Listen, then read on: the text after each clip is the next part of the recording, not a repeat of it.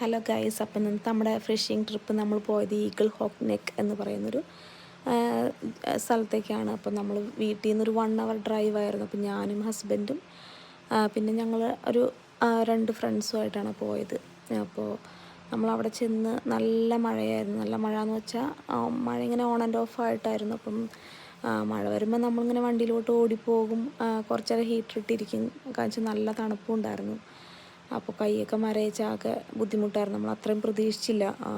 Marine wind warning ഒക്കെ ഉണ്ടായിരുന്നു. പക്ഷെ നമ്മളങ്ങനെ അങ്ങനെ ഇത്രയും തണുപ്പുണ്ടാവുമെന്ന് പ്രതീക്ഷിച്ചില്ല. എന്നാലും നമ്മൾ കുഴപ്പമില്ല, ഇത്രയും ദൂരം പോയതല്ലേ എന്ന് ഓർത്തിട്ട് നമ്മളവിടെ കുറച്ച് നേരം മീൻ പിടിച്ചൊരു ബോക്സിൻ്റെ പകുതിയോടത്തോളം കിട്ടിയപ്പോൾ നമ്മൾ തിരിച്ചു പോന്നു.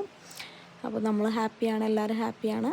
പിന്നെ പോണ വഴിക്ക് ലൈക്ക് തിരിച്ചു വന്നപ്പോൾ മാന് 1-2 മാനുകളെ കണ്ടു.